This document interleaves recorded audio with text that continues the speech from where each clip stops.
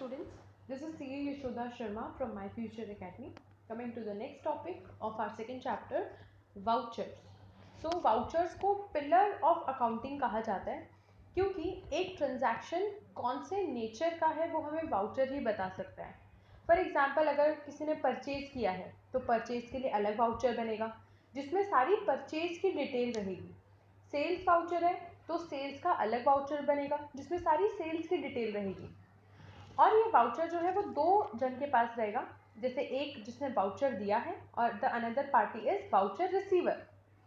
Types of voucher कौन से हो सकते हैं, यहाँ पे हमें कुछ 9 टाइप्स दे रखे हैं. Sales bill, that is sales voucher जो कि सेल ऑफ गुड के लिए है. Purchase voucher purchase of goods के लिए. Credit note, note for sales return, अगर कोई सेल्स रिटर्न हो जाता है तो उसके लिए क्रेडिट नोट दिया जाता है. Debit note for purchase return.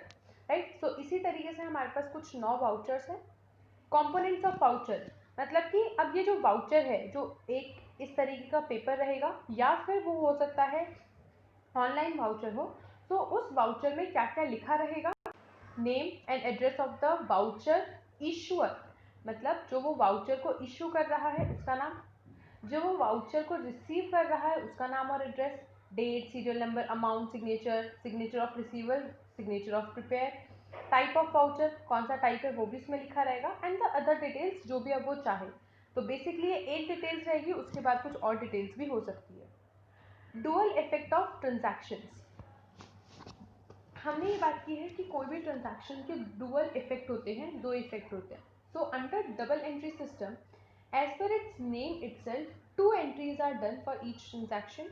Normally, business transaction is also between 2 parties. The transaction between these 2 parties may be of the following matter. Any person take benefit of business or give benefit to the business. मतलब कोई person जो business को कोई benefit दे रहा है या benefit ले रहा है उसके लिए बनाया जाएगा पर्सनल अकाउंट. यहाँ पर हम 3 अकाउंट देखेंगे. एक है पर्सन जो बेनिफिट दे रहा है या ले रहा है, उसे हम बोलेंगे पर्सनल नेचर, तो वो उसके लिए बनेगा पर्सनल अकाउंट. इंक्रीज और डिक्रीज इन गुड्स और एसेट, सपोज यहाँ पे कोई पर्सन नहीं है लेकिन हमारे एसेट्स में इंक्रीज, एसेट्स या गुड्स में इंक्रीज या डिक्रीज होता रहा है तो उसके लिए बनता है रियल अकाउंट. ऐसे अकाउंट को हम, ऐसे ट्रांजैक्शन को हम रियल नेचर बोलेंगे. एंड द लास्ट इज इधर एक्सपेंसेस इज इनकर्ड और रेवेन्यू, अगर कोई खर्चा होता है उसे हम बोलेंगे नॉमिनल अकाउंट. और अच्छे से समझने के लिए हम एक चीज़ देखते हैं. फॉर सपोज हमने गुड्स परचेज किए, गुड्स परचेज किए और हमने सामने कैश दिया. परचेज करने के लिए हमें कैश पे करना पड़ेगा. राइट, सो हमने गुड्स परचेज किए, तो ये हमारे लिए गुड्स परचेज, मैं यहाँ पे नीचे लिखती हूँ इसको, हमने गुड्स परचेज किए और सामने हमने कैश दिया, तो हमारे गुड्स इंक्रीज हुआ और कैश डिक्रीज हुआ. अब हमें देखना है कि ये गुड्स क्या है, इंक्रीज और decrease in assets of goods. तो हमारा गुड्स का इंक्रीज और डिक्रीज ये कौन सा हुआ, हमारा रियल अकाउंट. कैश इंक्रीज और डिक्रीज, तो अगेन कैश हमारे लिए होता है एसेट, तो अगेन ये वाला भी हमारे लिए ट्रांजैक्शन हुआ रियल अकाउंट. तो यहाँ पे ये भी हमारे लिए बनेगा रियल अकाउंट, ये भी हमारे लिए बनेगा रियल अकाउंट. दूसरा हम एक और एग्जांपल लेते हैं कि सपोज हमने कुछ स्टेशनरी परचेज की. राइट, तो स्टेशनरी हमारे लिए होता है एक्सपेंस. स्टेशनरी हमारे लिए गुड्स या फिर एसेट नहीं होता. स्टेशनरी खरीदना मतलब खर्चा करना, हमारे लिए वो खर्चा होता है. और सामने हमने वापस से दिया कैश, तो ये हमारे लिए खर्चा है, तो इसको हम कौन सा अकाउंट बोलेंगे, नॉमिनल अकाउंट.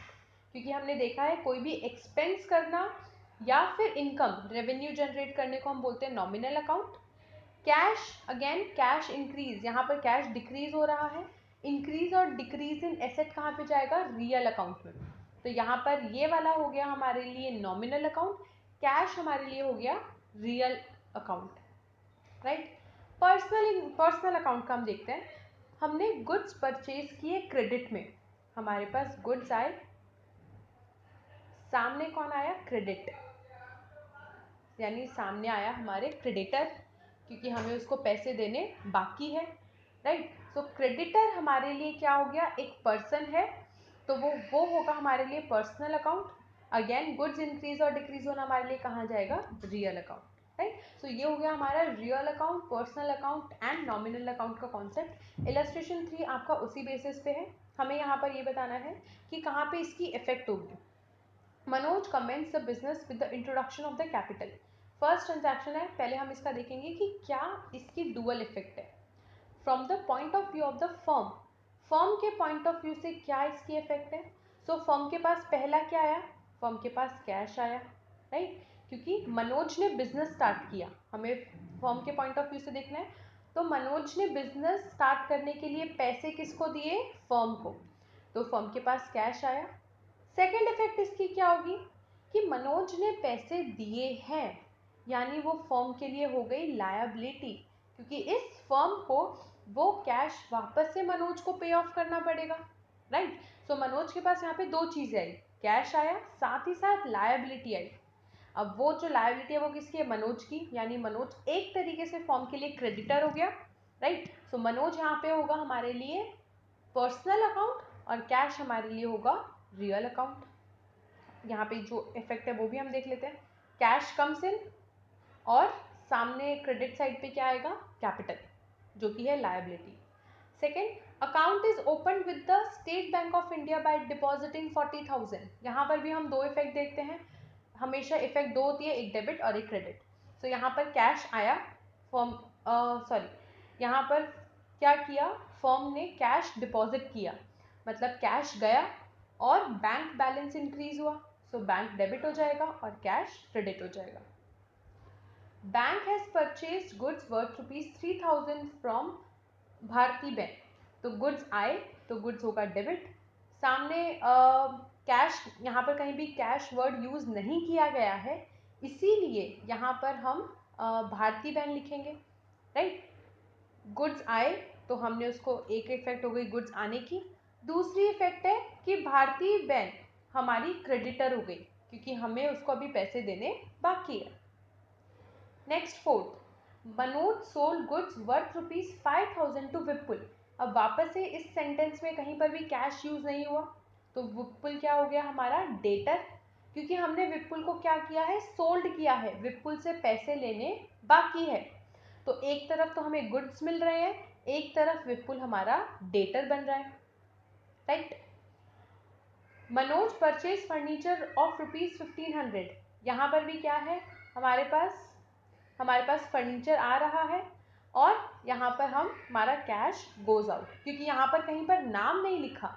अगर नाम लिखा होता तो हम उसको क्रेडिटर मानते, पर यहाँ पर नाम नहीं लिखा कि किससे परचेज किया है, इसीलिए हम इसको कैश गोज आउट ही मानेंगे।